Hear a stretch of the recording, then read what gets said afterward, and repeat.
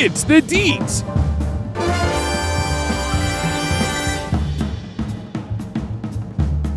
In association with What's Good Calgary, starring your host, Duddy Does It. Featuring retired detective Dave Sweet. How do people find you? Through my website. Yeah. theunconventionalclassroom.ca. That's perfect. On that note, let's get started. Sure. Cameras are on.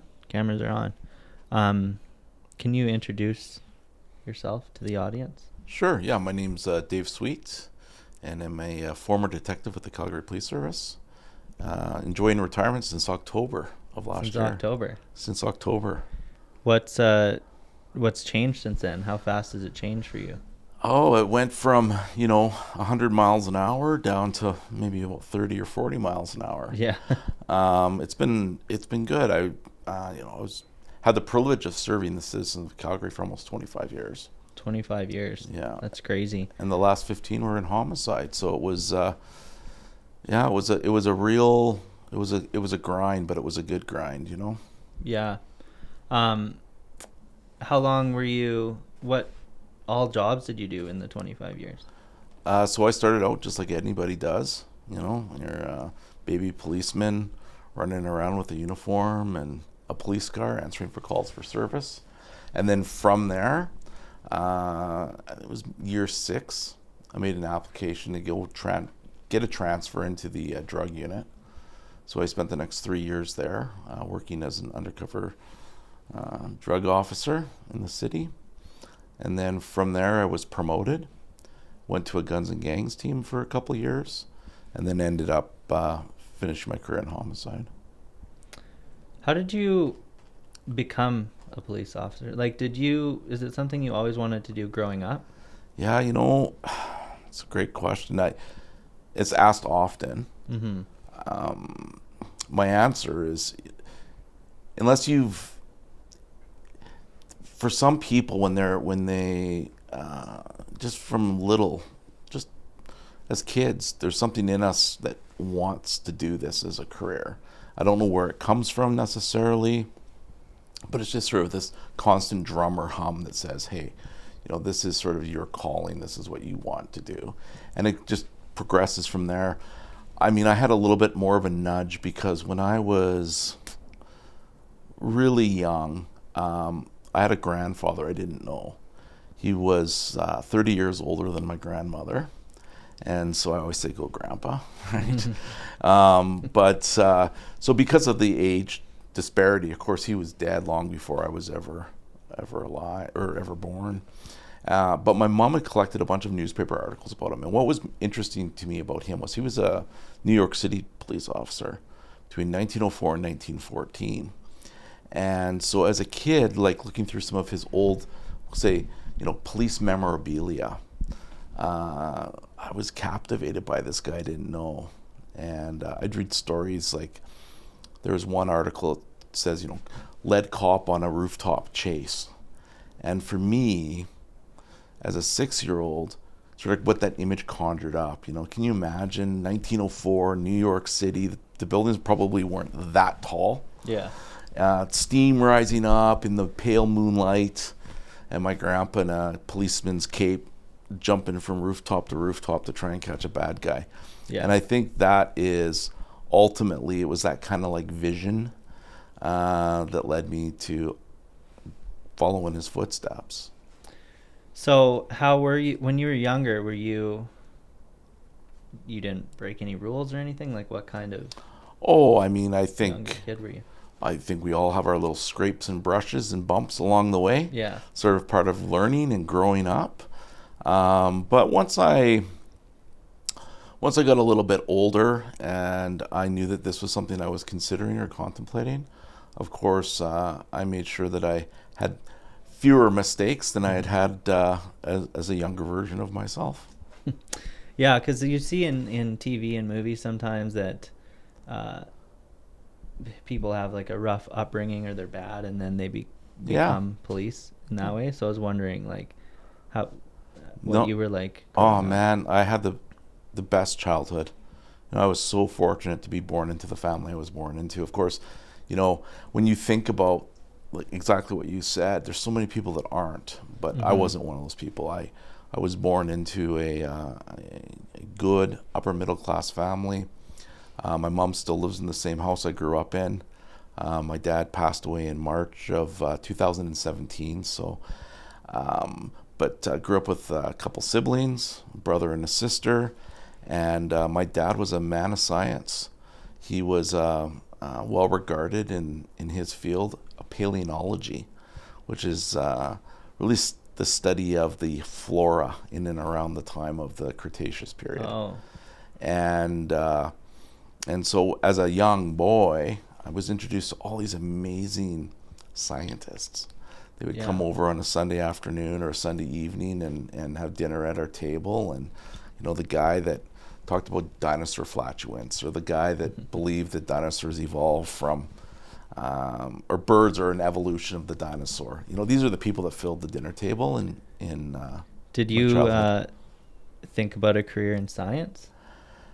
No, that wasn't, because, like, you know, it goes back to that sort of what sort of felt right to me in the pit of my stomach wasn't around science.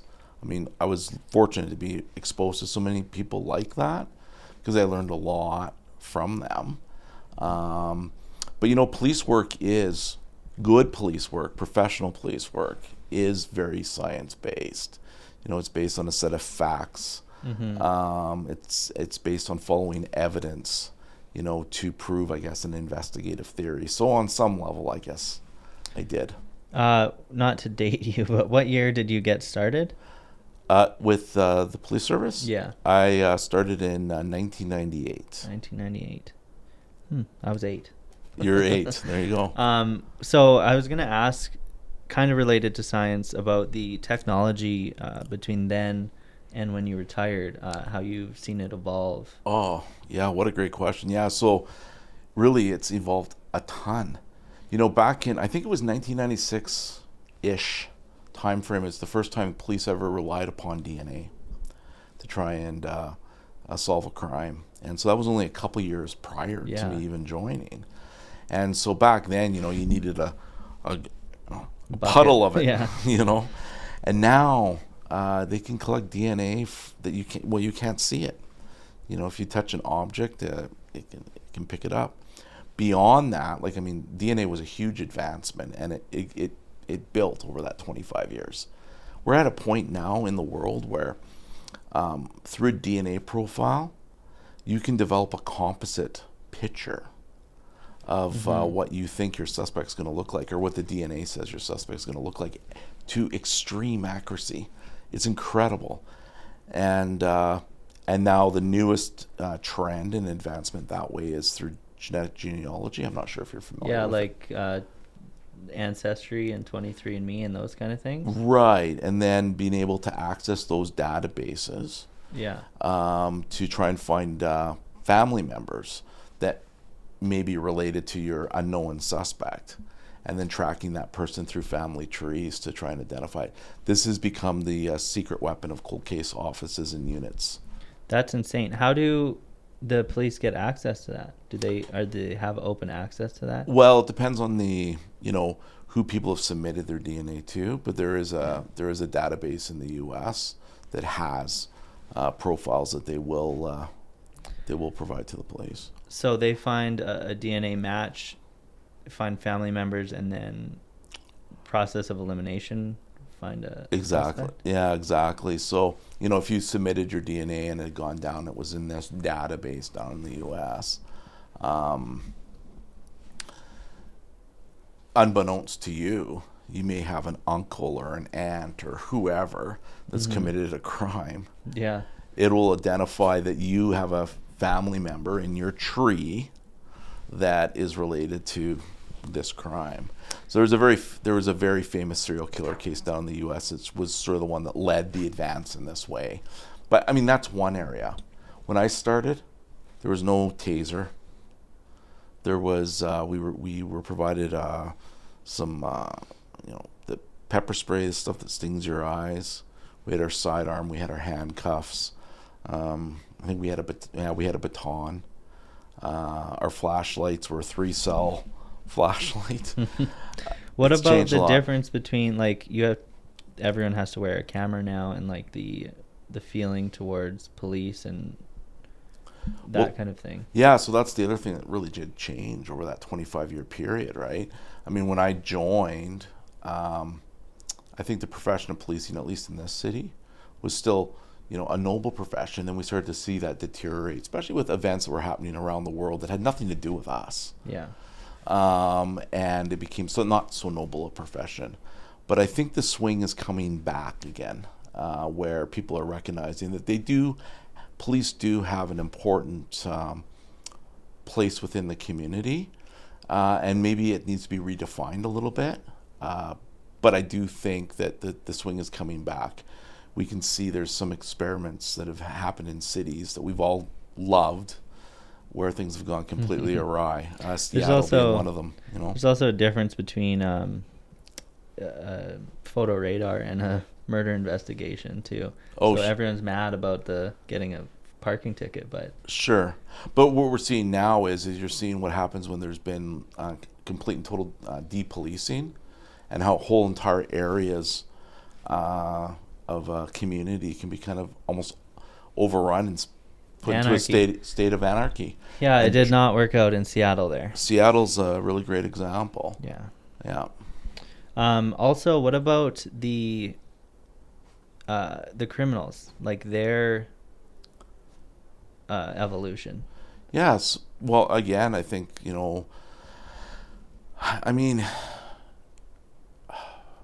it has changed, of course, as new techniques come out, criminals become savvy to the new techniques, right? So, when fingerprints were a thing, and fingerprints are still a thing, but, just with the amount of knowledge that's out there, certainly criminals are changing their, crime trends to try and adapt and stay undiscoverable.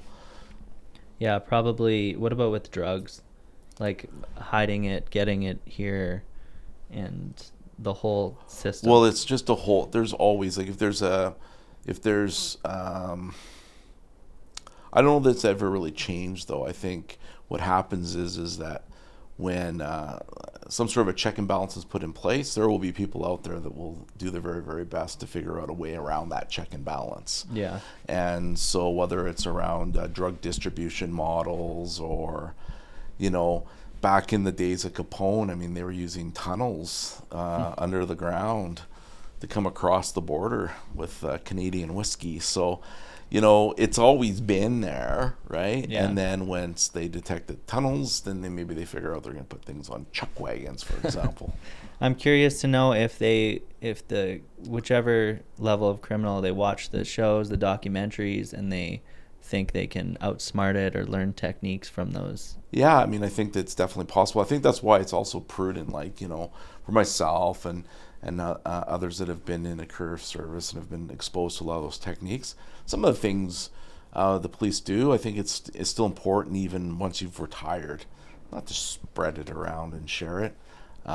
If you really want to know, you can go visit a courtroom somewhere, because all of those things kind of come out that way. Yeah, I guess so. But I don't, it's something that I've always been mindful of when doing things like, podcasts, documentaries, things of that nature, is not to educate, empower, inspire people, but not to give up the deep secrets that keep all of us safe. Yeah.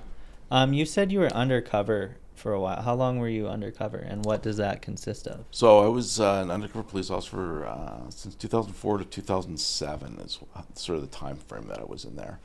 And what that looked like was, well, I mean, you go in there, you're a shiny button police officer, and you have to sort of learn a completely different language, a completely different business. You have to learn how to slouch instead of stand tall.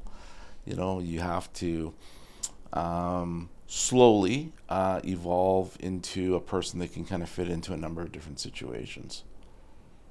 Is it like in the movies where you abandon your old life and you cut up your ID? Yeah, well, it's no, not quite like the movies. I mean, the movies certainly make that kind of aspect of policing, I think, sometimes almost romantic, right? No, there was always opportunities to have sort of lead a double life. So you had your family in your nice neighborhood, and then you had your work buddies and stuff like that in a completely different place. So you're not like climbing your way up the ranks of a gang, or? Well,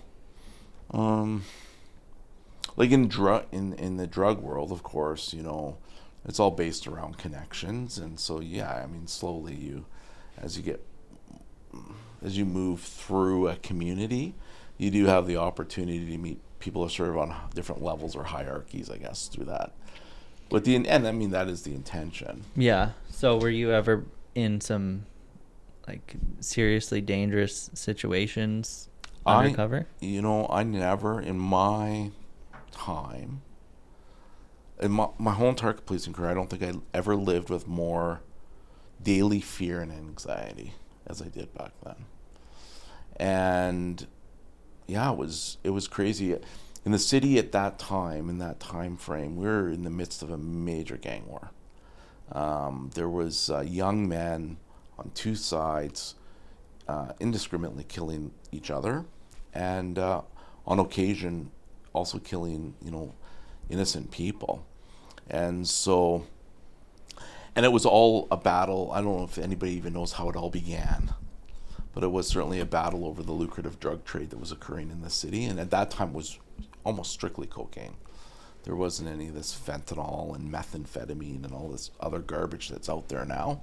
It was cocaine, and a lot of young men died during that period of time. But of course, we were also engaged into those groups on some level, and to try and at least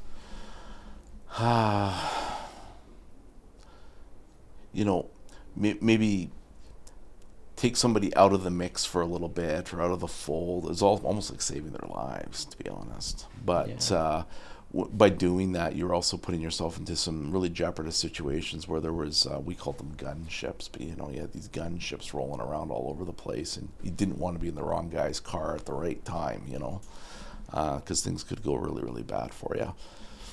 Did those connections you made, did you use them later in your career when you were in Homicide? Fortunately, I think within our city, our criminal population is quite small. And so, I mean, there were people that I met along my journey in drugs that I was reintroduced to when I got into Homicide. Some of them victims, some of them offenders, some of them witnesses. Yeah. So is there kind of a time limit for how long someone's undercover, or? I think they do have some rules in place now in relation to how long somebody should stay in there.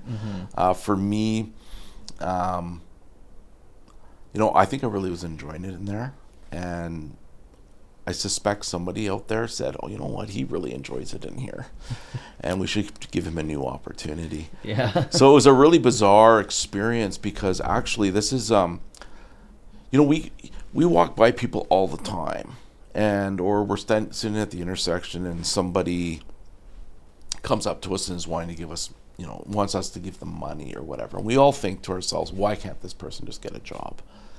And I always used to say, it's easier to say than to do when you're wearing your underwear on the outside of your pants, right? I mean, truthfully.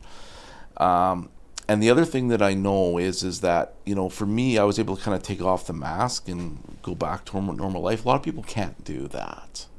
Was that what they were worried about, that you would get kind of sucked in, really, for real? Well, not get sucked in. I mean, there was lots of checks and balances. You had a supportive team that you could always go to and that kind of thing. But it's just it's a sort of a fast-paced area of the career, and it is kind of And it's also a great place for learning. And so I think by having that, not being in there very long, allows the door to open up to new people coming in.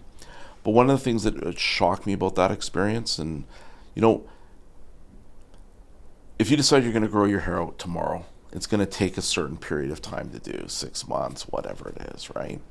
And so your transition is very, very slow into the world of actually like narcotic work, right? You start fresh and slowly, you start to change physically.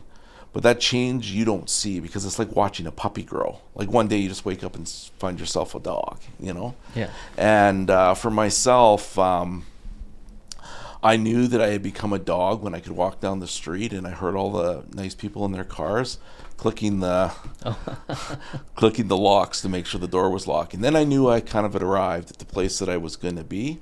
But here's the incredible part of that experience, and I think people have gotten much better at it now.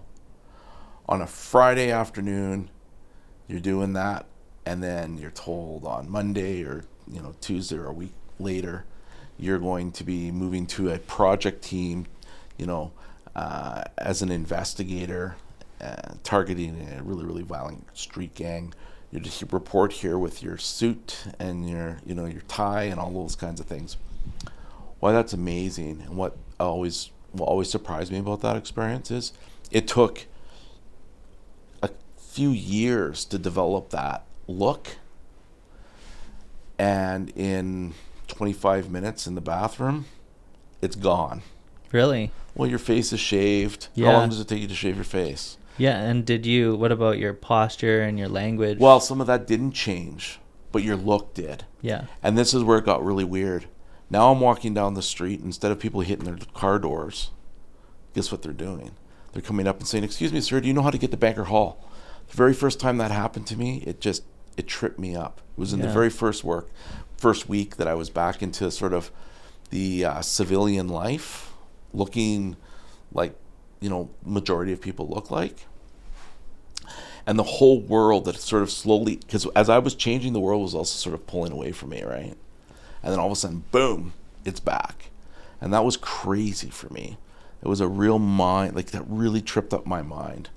And so you don't realize it, but a lot of the people that we're seeing out there in the community that are suffering like drug addictions or whatever it is, I mean, the community has, for a number of good reasons and some not so good reasons, have pulled away from these people.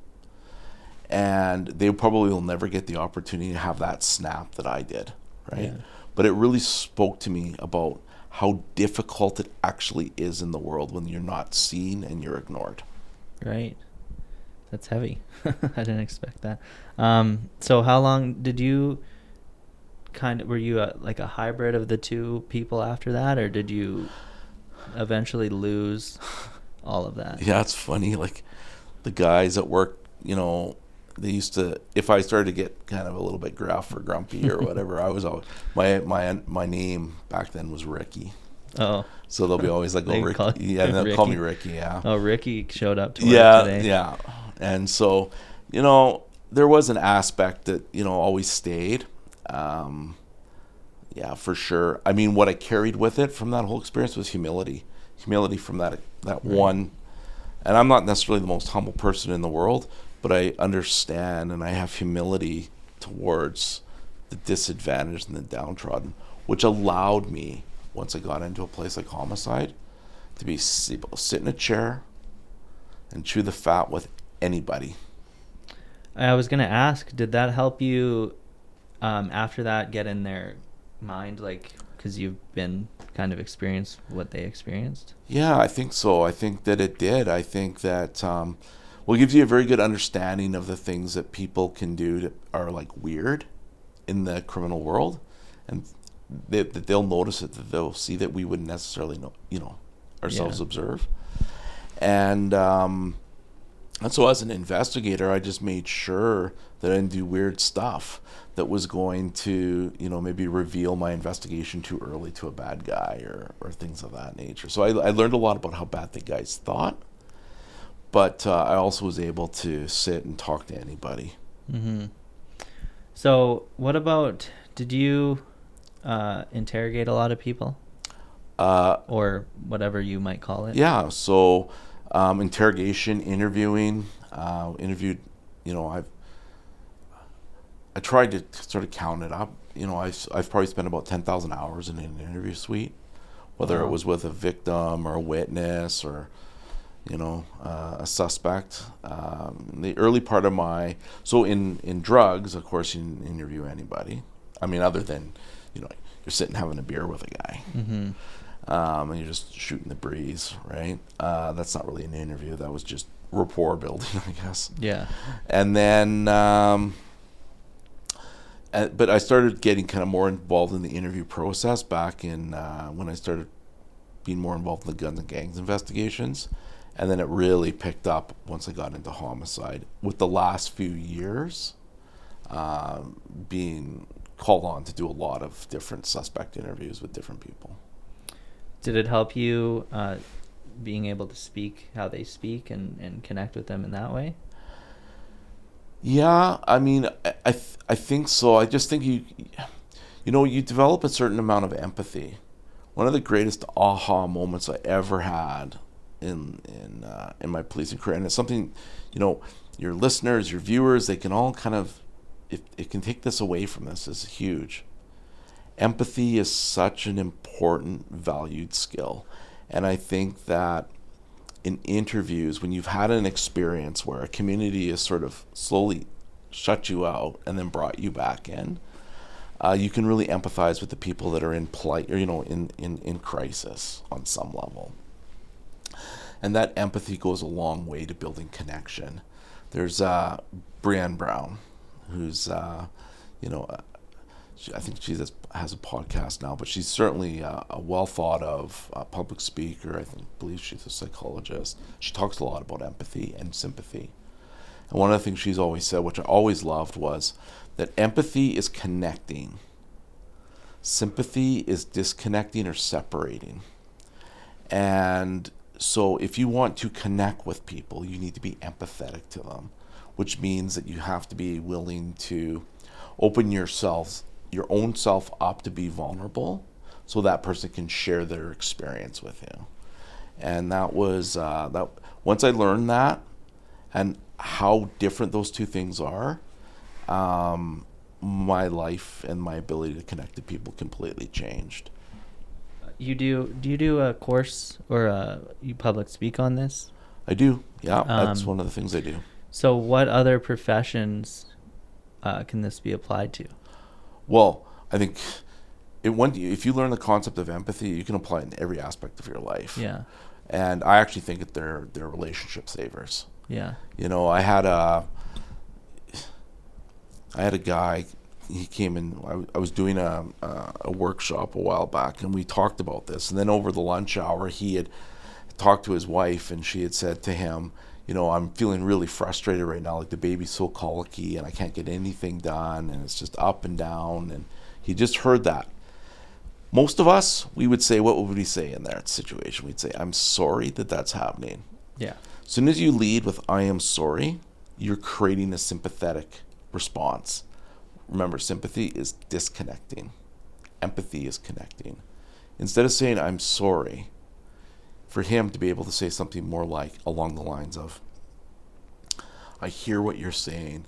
I've been there before. It is so difficult dealing with a colicky baby. Hang in there. I'm going to be home as soon as I possibly can this evening.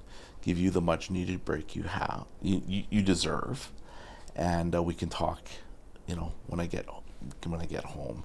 But like letting that person know, or in his case, and it completely changed for him. He said the conversation completely changed. It was like, oh man, he heard me. And it connected them. Yeah. And so you can use empathy and sympathy in every situation. Every situation. So in a murder investigation, are you really feeling that way, or is it you're kind of putting it on to get them to open up to you? A bit of both. Is it hard to feel that way for them? A bit of both. You know what? I don't know. I've not. There's been a very few people that I've sat across the room from, accused of or believed to suspected in murder, that at some point in time you don't look at them and feel some level of empathy for them. Mm-hmm. Like like I'm going home tonight to my dog, to my family, to the hockey game.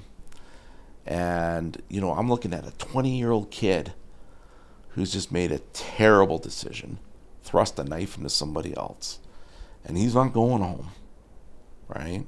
And so when you look at that person, you say, geez, I couldn't imagine facing that at 20. You know, that there is some genuine empathy there. Sometimes you have to fake it, for sure. So what happens if you're talking to people, witnesses or anything that, really hate the police off the start, and it's hostile, they don't want to talk to you, even if you're trying to help them? Remember, just put yourself in their shoes and practice that, and you'll get them. They'll come around. Not everyone. I mean, there are hard people out there, man. Yeah. But the reality of it is if you're decent to people, and you create positive presence, and you're genuine in the way you want to support them, most people will come around. Is there, over your time, is there a specific type of a personality type who you would see more often as a killer? As a killer, man, the majority of the killers that come in, this is true. They had no idea 2 minutes before they took someone's life. Oh, really? That they were going to kill. I was gonna ask if it was more like a gang violence thing or random. Yeah. So over a 5-year history, and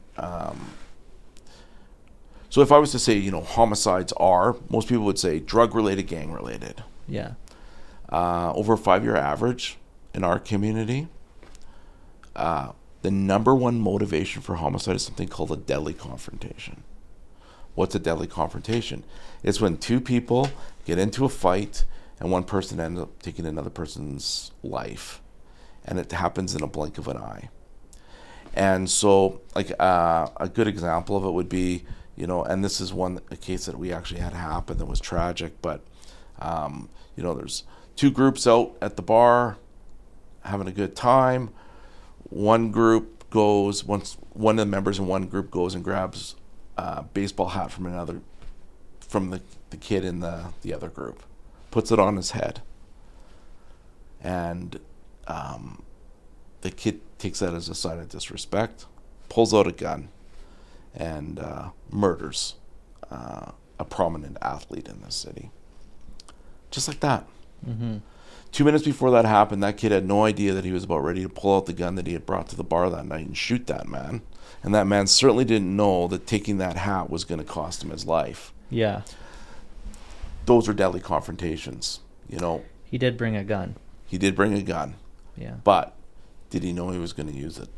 Hard to say. He found the opportunity to do it, and he did.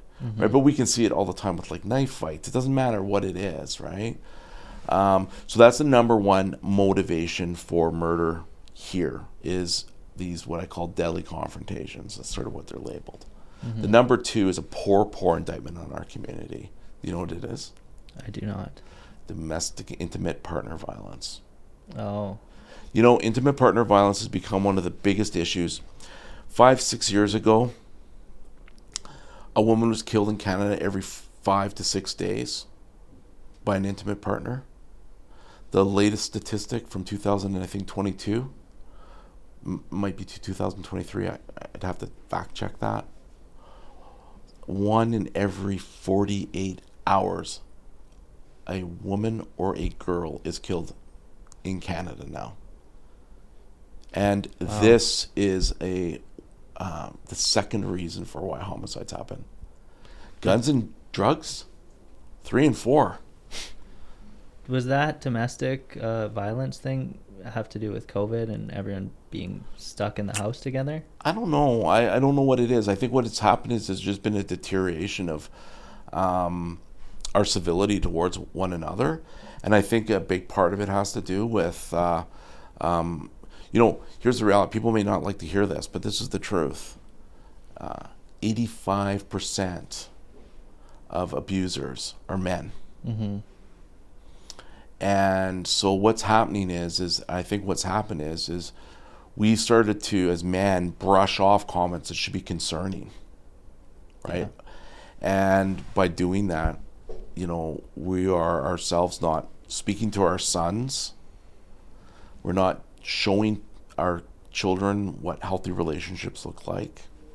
You know, there's a lot of things that we're probably not doing right. And we are not taking care of those concerning behaviors when we see them in our friends, because we want to be loyal. We're following the bro code, whatever it is, right? Yeah. But there's been somehow, at some point in time, there's been a disconnect. And for whatever reason, some men have decided that they can't keep their hands to themselves anymore, or their words to their mouths. Yeah, that's terrible. What percentage of all murders is male? Is it still close to that number? Yeah, majority of it probably even higher than the 85%. You know, it's the majority of the offenders are male that come through the doors. I mean, there's certainly been women that have been accused as well, but the majority, and they're usually in situations where they're in caregiver roles, right? And they hurt a child. But the majority are still men, yes. So you always immediately look for usually the man in the situation, like. No, I don't think so. I think what you do is, again, if you're, I think what you do is you always look at the evidence. In a professional police investigation, that's what they should be doing. The police should be following evidence. They can theorize all they want, but they're worth nothing unless you can prove them. Is there patterns you've seen? Like I saw something to do with a lot of murders have had head trauma, or some kind of upbringing or things like that like a murderer, you mean? Yeah. I mean, our lives are a little bit designed on sort of our background of our experiences, right, and how we can overcome and cope with them.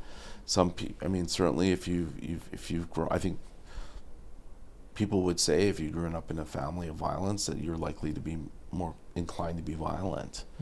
I think that there's a number of reasons why people kill, but some like people that would never have thought it was in them can sometimes be in that state. And then sometimes it's just the way we manifest or we look at ourselves. I have a story. It gives a good idea. I've always believed in sort of this idea of law of attraction, right? What you put out into the universe is going to come back to you in spades, right? And so if you're putting out good vibes, you're going to get good vibes back. If you're putting out bad vibes, you're going to get bad vibes back. And that internal voice inside of us is so, so powerful, right? It's either going to give us confidence or it's going to completely undermine us and derail us. I had a case a few years ago where I met a guy, and this is how his life was, okay? Was growing up in Ontario in cottage country, had wonderful summers. He had a best friend at the lake, and the two of them would trudge off every day into the woods, and in the woods they had built this tree fort, okay? One day, the young man decides, him and his friend, they're 6 years old.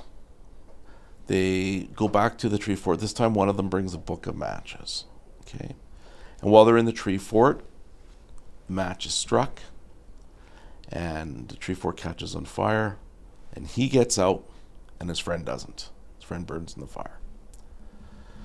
He goes back to school in September, and walking down the halls with all his classmates, and what do you think they're calling him? Murderer. You're a murderer. He endures this for the next however many years of schooling until he ends up dropping out in his grade 11 year. He's now into a cycle where he is using substances and drugs, and his descent is starting to really kind of radically go off. He's 18 and he ties off his girlfriend's arm, and she shoots herself full of an opioid and she dies. Try and get away from that. He runs off to BC, and he's in a vehicle with a buddy of his. The two of them get into a big heated argument. He pulls out a knife and he kills his friend. He receives he's convicted of manslaughter, and he serves a certain period of time in jail. He gets out of jail, and he comes to our city, and he's now committed another murder. But was the writing maybe on the wall? Mm-hmm. You know, this wasn't a person that came from abuse, but this was a person that let their internal voice tell them what they were going to be in life, right? And what the voice of others would tell them to be too. So I was going to ask you, related to that, how often people are rehabilitated versus get out and reoffend? I don't know what the statistics on it are. You know, I think recidivism rates have a lot to do with what led a person into custody in the first place, Mm-hmm. right? So if people are committing crime because of something like drugs, and they're not able to get a handle on that that illness before they're re-released, they'll probably reoffend because they're going to go back to life of drugs. Mm-hmm. But I mean, that's just a broad stroke statement on it. Yeah. So on a lighter note, when you watch... This isn't light. When you watch TV, movies, books, media, police and media, how much of it is accurate to you? Do you like to watch it or consume that kind of stuff? I don't actually. Oh, really? It's not something I really pay a lot of attention to. Yeah. Certainly in my younger years, when I was in my 20s and wanting to become a police officer, I was watching that, some of that stuff that was Law on and TV. Order? Cops, Cops was out back then. Yeah. I was watching that stuff, and boy, how different it is than what you see on TV in those forums. But no, I don't really follow it. But maybe you want to know if there is a show out there that nails it. I do. Yeah. And on a lighter note, you'll be surprised what I say. Yeah. I think the show that nails it the best is actually Brooklyn Nine-Nine. Really? Yeah. That's I think whoever wrote that show, whoever created it, they had to have had some sort of consult, because they perfectly depict. I mean, their crimes are wonky and crazy and silly and stuff. That part's not totally real. But the characters within that office are absolute perfect depictions of the type of people you will have within any kind of police unit across North America. You're going to have the muscle guy. You're going to have the really serious stoic guy. You're going to have the two old grumpy guys. I love that show. That's a hilarious answer. Yeah. Who would have seen that coming? That's really funny. Yeah. What about in shows like CSI and things like that? Are they accurate? Do you see those ever? I mean, I've seen them. I went to CSI camp at Mount Royal when I was little. Oh, did you? Yeah, we set up crime scenes. Yeah, well, that might be a little bit different, right? Yeah. Because you're probably learning a little bit about forensics and what it can and what it can't do. Mm-hmm. Some of those shows, what they do is they actually they create a false narrative, I think, on the level of what is actually available out there and what isn't in terms of technologies the police can use. I remember watching one CSI, one of the only ones I ever watched, and probably one of the reasons why I stopped watching it, but was one where, there was it was a killing, and then it was on video, and they were the victim was on video, and they were trying to use zooming features on the camera to try and catch the reflection in the eyeball of the victim to see who they were looking at the time of the murder. Yeah, on a CCTV camera or something. Yeah. And then, so I saw that and it lost me, right? Because that's just for me is not something that's even close to real. We've all seen the images the police put out. Yeah. And they look like everybody, right? These look like little stick figures and shadows and all that kind of stuff. But with that said, the risk is when they create a false narrative like that is that the expectation changes within the public and what the police are capable of doing. Maybe that's not a big deal. However, it can affect the way juries view cases and what can and what isn't possible. And there, I think, have been in the past cases that have sort of flunked out in court because of this idea that maybe the jury is expecting something more than what the police can actually do. But in some ways, I guess the police can do more. It's just not as interesting for TV, like with the microscopic DNA. Right, but like there was a really famous case down in the U.S. It's the Casey Anthony case, but a young little one was found found in the trunk of her mother's car after about 30 days of going missing. Yeah, and I mean, I won't get into completely why this would be difficult to do, but as you can imagine, if somebody's been missing for 30 days and they're in the trunk of a car, that when they're found, they're not the same as what they were 30 days earlier. And the reason I bring that up is because in that case, the medical examiner couldn't come up with a proper cause of death. Okay, which I completely understand. Living in that world, sometimes they can't because of just the way we deteriorate over time. right. And that was a big hang up for the jury. And so she was never convicted of the murder of that little girl. Yeah, I mean, it seems like if you find a body in a trunk, someone's at fault, right? With tape on the mouth. Yeah. But there still was no definitive cause of death.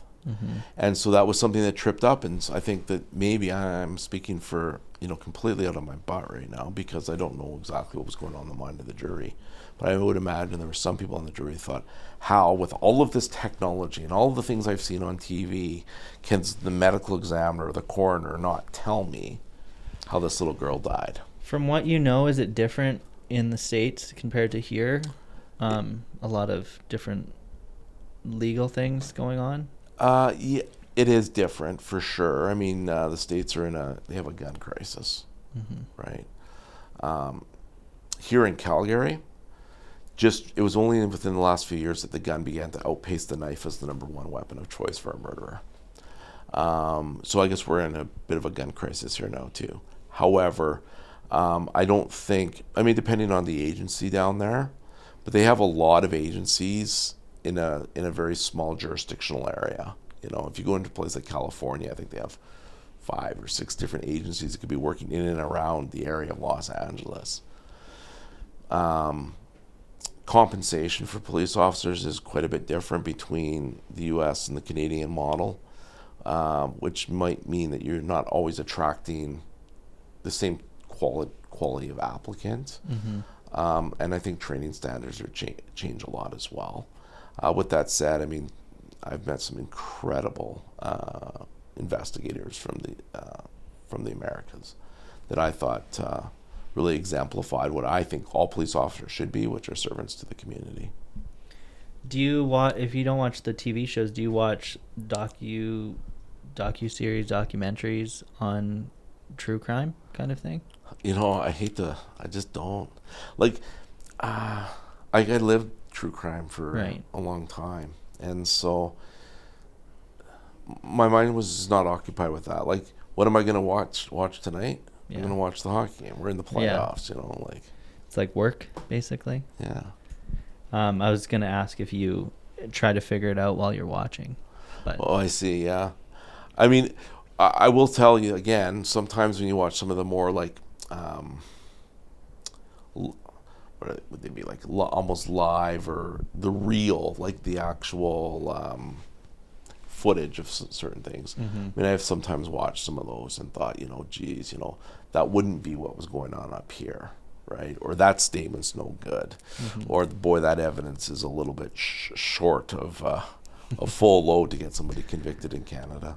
What about do you enjoy when you're at the Vertigo Theater? Are you trying to figure it out the whole time, or are you just watching? I'm anticipating questions that could be asked of me, and what potential ways I could, steer the conversation or the talk back at the end. That's what I'm actually focused on. I actually had a question last time I was there, and I didn't get called, but she said that she was one of those cops who doesn't sleep till they solve the case.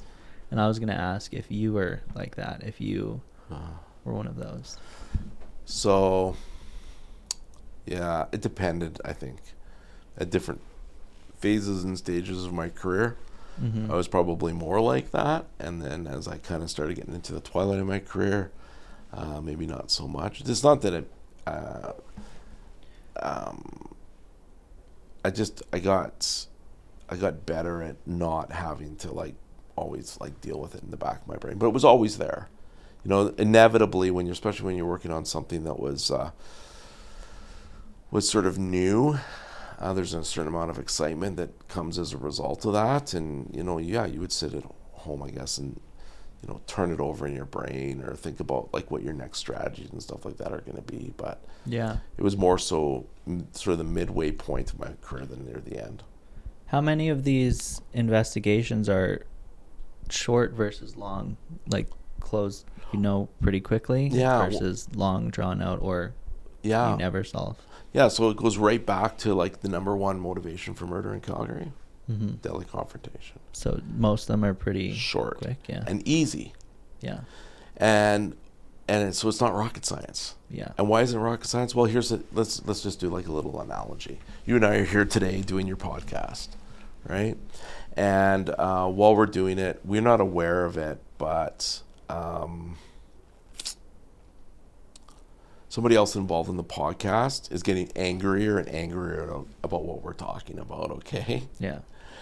And in a fit of rage, attacks, okay? And he takes my life.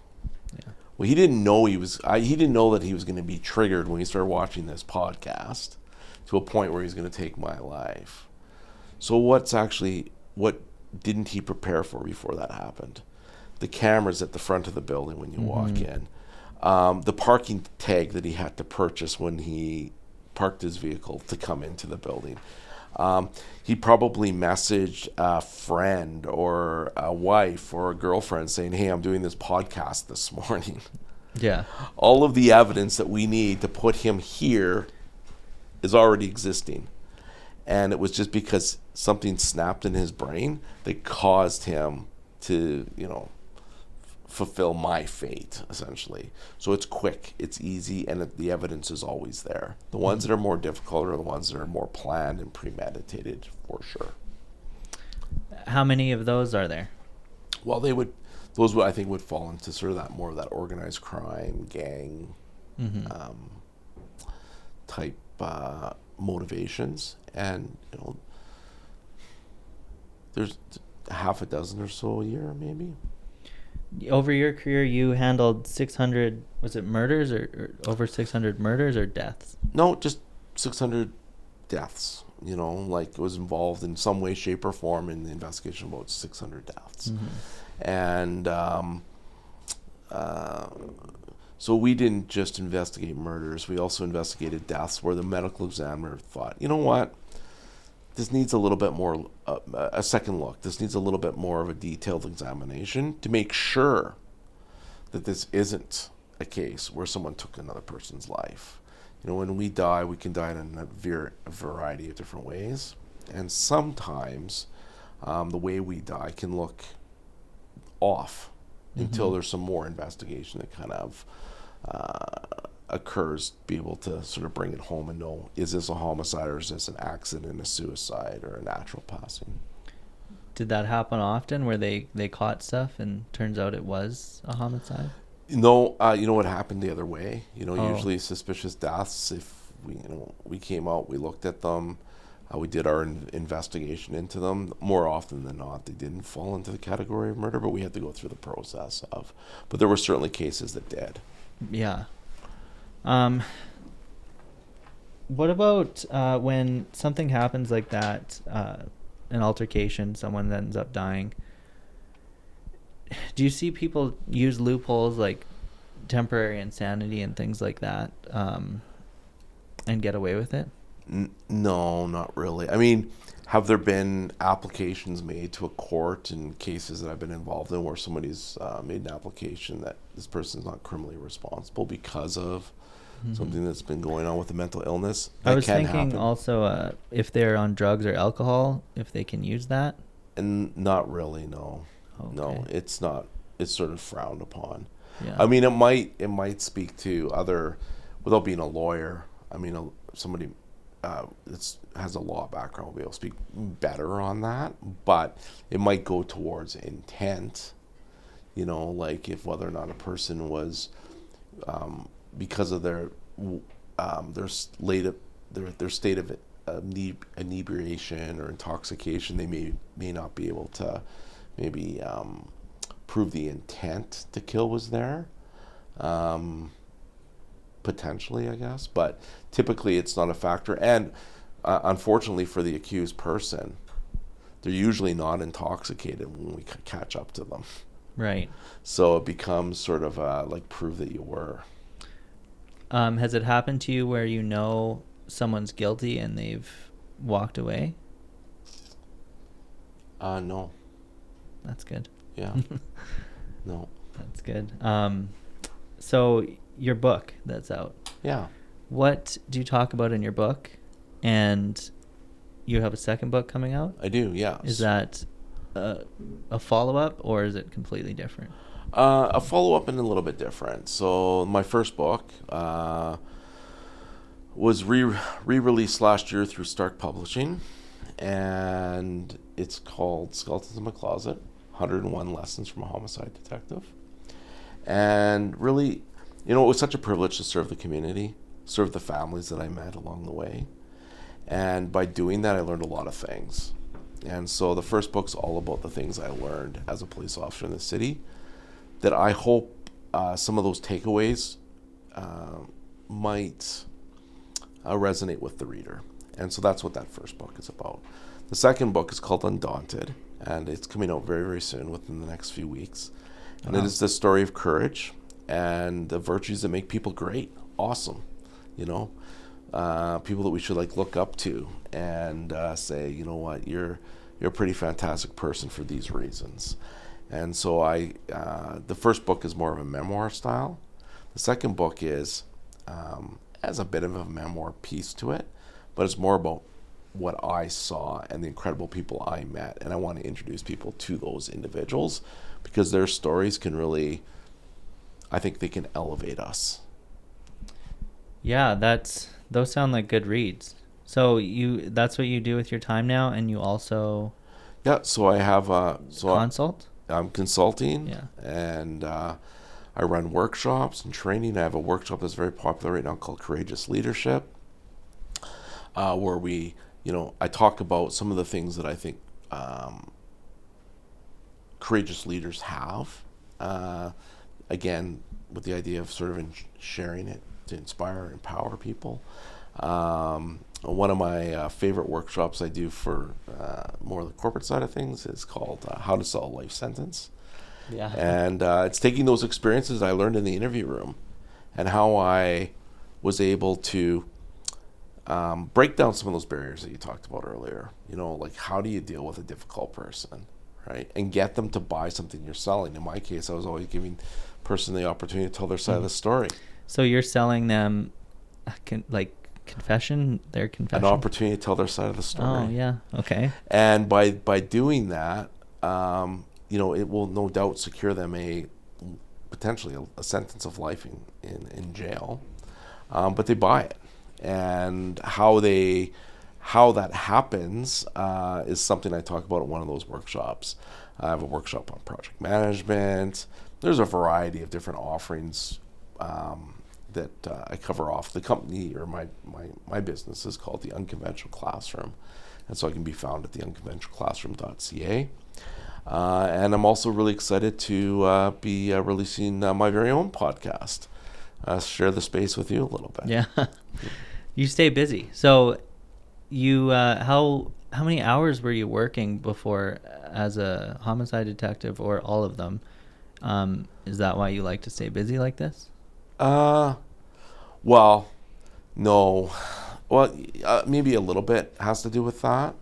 I mean, trust me, since October, I don't have an alarm in the morning. I just get up when I get up. Do you still get up at 6 or whenever? Today I was up at 5. Okay. But I can easily go till 8. Oh, yeah. It just depends on the day. Wow, really relaxing. Yeah. Sleeping until 8. Yeah, well, And I feel like, no, what's really important to me, and I just, Jeff, none of us know what's going to happen.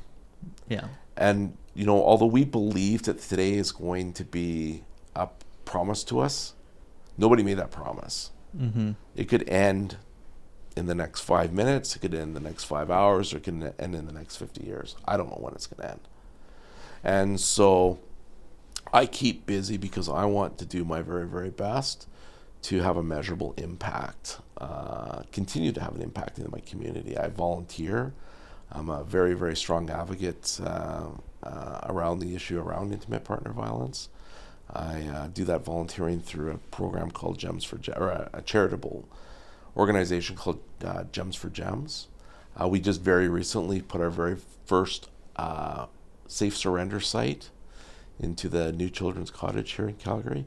That's a place where moms who are in a really, really difficult spot and are in need of surrendering their baby, maybe because they've hidden a pregnancy, they don't want anybody to know about it. A safe surrender site like Hope's Cradle is giving these babies a second chance at life instead of going into a less unsafe place like a dumpster or a ditch. And so I stay busy with that kind of stuff as well. And I'm doing all of it because I want to make an impact in this world. Mm-hmm. And I want to leave a legacy in some way, shape, or form, in my written words, in the things I say, and some of the actions I take. That's amazing. You've done a lot, and you continue to. I try to do. Yeah. What are we at for time, Chris? Hour and 3 minutes. Okay. How do you feel about that? I'm good, man. Right on an hour. Yeah. My That's- girlfriend works at the cottage. At Oh, where? At the children's cottage. Does she? Yeah. That's amazing. Yeah. Look at you guys. Yeah, well, we covered the things you wanted to share, I think, just now. Yeah. So thanks for coming. Yeah, This thanks, has been Jeff. great. Yeah. And thanks for always talking at Vertigo. Oh yeah, I appreciate the opportunity. Yeah. For anybody else there that's contemplating a career in policing, don't contemplate it. It's a great career. We all need people that are gonna go out and bring good to the community. Do you think it's dropped off as a career choice? Is there less people getting into it? Yeah, I mean, it's like I don't think that politics is a real popular career choice at this point in time either. Yeah. And I think that a lot of it has to do with the messaging. But what I can say is that I had a very, very enriching career, and it was enough for me to be able to raise a family, go on a few family holidays, and enjoy the opportunity to serve the community and people and feel like you're making a difference. Mm-hmm. And so people out there that struggle with that, or those are the types of people the police service needs. Because if you want to do something like that, I would always say, regardless of the noise, it is still a wonderful profession full of wonderful people. Yeah. How about young people? How would you get young people into wanting, like teenagers, wanting to be? I don't think I have to. I don't think anybody has to get them in, because I actually think that you're born with that hum in your chest that says you need to. It's weird. Yeah. But it just seems to exist. Not everybody gets it. Maybe superhero movies help. Yeah, maybe. Yeah. Yeah, although these are normal people doing some pretty incredible things, but they are normal people. Mm-hmm. And bullets don't bounce off their chest. Right. Yeah. On that note, thanks for coming. Thank you. I just take these off. Yeah. Done.